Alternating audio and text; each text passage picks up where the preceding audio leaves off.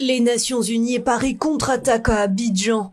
L'ONUCI, la mission de l'ONU en Côte d'Ivoire et la force française Licorne ont de nouveau tiré des missiles près de la résidence de Laurent Gbagbo hier. Objectif de ces frappes, neutraliser les armes lourdes du président sortant. Des armes qui ont vraisemblablement été utilisées contre le Golf Hotel. Samedi, le quartier général d'Alassane Ouattara a été pris pour cible. Les proches de Laurent Gbagbo démentent toute attaque et accusent la France de vouloir assassiner leur chef. Isolé sur le plan international, le président sortant regagne du terrain dans la capitale économique. Du coup, les forces loyales à Alassane Ouattara se tournent vers une autre arme, la magie. Dans ce pays riche en superstitions, ils ont détruit une pierre apposée par leur ennemi lors de son arrivée au pouvoir. Ils soupçonnent Laurent Gbagbo d'avoir ensorcelé les habitants avec ce monument. Laurent Gbagbo et son épouse ont leur destin entre leurs mains. Si avant la fin de la semaine, ils n'ont pas quitté le poste qu'il occupe, Laurent Gbagbo, en violation de la volonté du peuple ivoirien, ils seront nommément sur la liste des sanctions.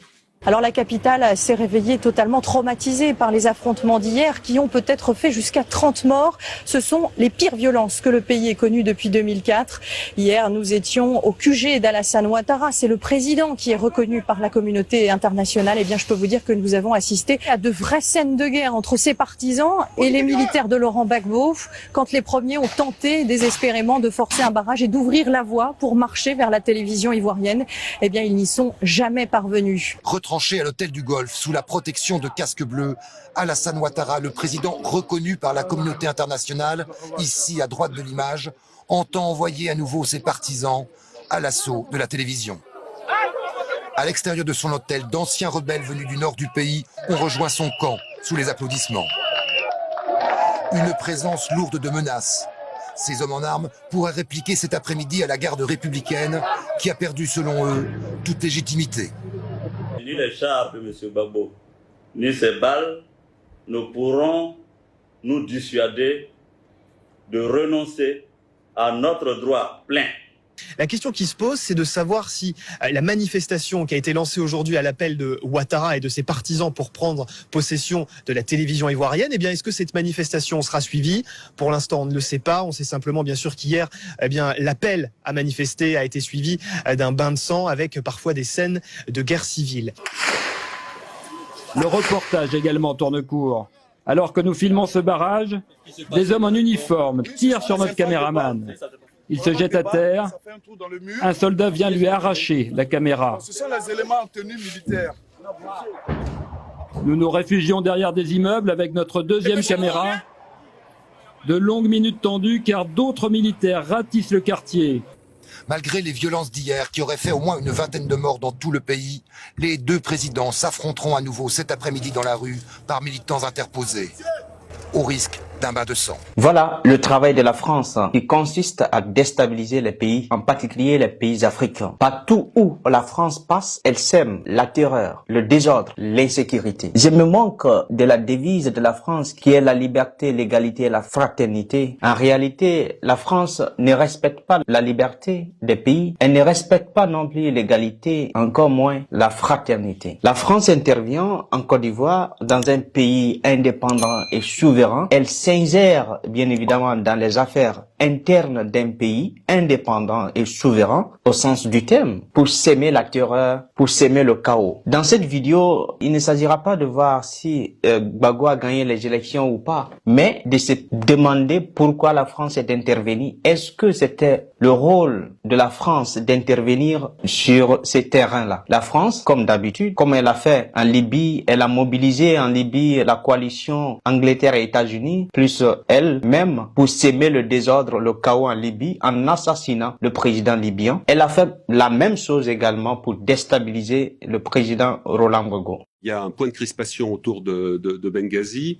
Et là, les avions français, puisque ce sont les premiers sur zone, juste une parenthèse, c'est aussi un message politique. Le fait que ce soit la France qui soit en première ligne, elle l'était sur le plan diplomatique, elle l'est sur le plan militaire. Ça veut dire aussi très clairement que ça n'est ni l'OTAN, ni les Américains qui sont engagés. Sur le plan psychologique, c'est assez important, même s'il va y avoir derrière une seconde vague avec des avions, notamment britanniques et canadiens, et peut-être plus tard, dans la nuit, des frappes de missiles de croisière américains. Mais la France est présente sur zone, et là, elle tape directement, si je puis dire, pour utiliser un terme militaire, elle frappe directement le dispositif militaire de Kadhafi au sol. Si c'est à 150 km de la première ligne de front, ça veut dire qu'on a plutôt visé des véhicules qui servent au soutien logistique. Vous savez qu'il y a ce qu'on appelle une élongation entre la tête militaire de Kadhafi qui se trouve dans les faubourgs de Benghazi, et puis vous avez Tripoli qui est à 1000 km. Et cette force qui est en tête, elle a besoin d'être approvisionnée en essence, en munitions, en secours.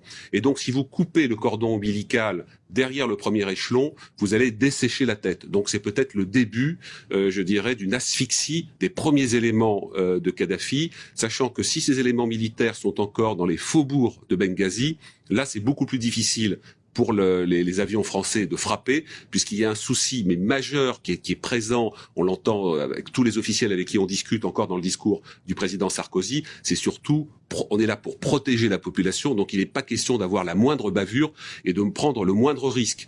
Entre parenthèses, c'est pour ça que le colonel Kadhafi cet après-midi a invité la population de Tripoli à venir se balader sur certaines bases militaire dans Tripoli, près de son bunker. Il a fait une journée porte ouverte dans son bunker de façon à créer une sorte de bouclier humain. Quand je vois les dirigeants français parler de terrorisme, mais la France est le premier État terroriste dans le monde. Parce que quand on parle de terrorisme, le terrorisme, ça veut dire quoi? C'est s'aimer la terreur. Alors si le terrorisme, c'est de s'aimer la terreur dans un lieu donné, la France peut être qualifiée par ricochet comme étant un État terroriste dans la mesure où elle intervient par ses actes, par ses actions pour s'aimer la terreur. Je sais que cette vidéo ne va pas plaire aux autorités françaises, mais je m'en fous. C'est pourquoi ces dernières années, les Africains commencent à comprendre les comportements de la France et commencent bien évidemment à se débarrasser de la France. Ce n'est pas parce que les Africains sont contre les Français, non. Mais les Africains sont contre les dirigeants français, contre la politique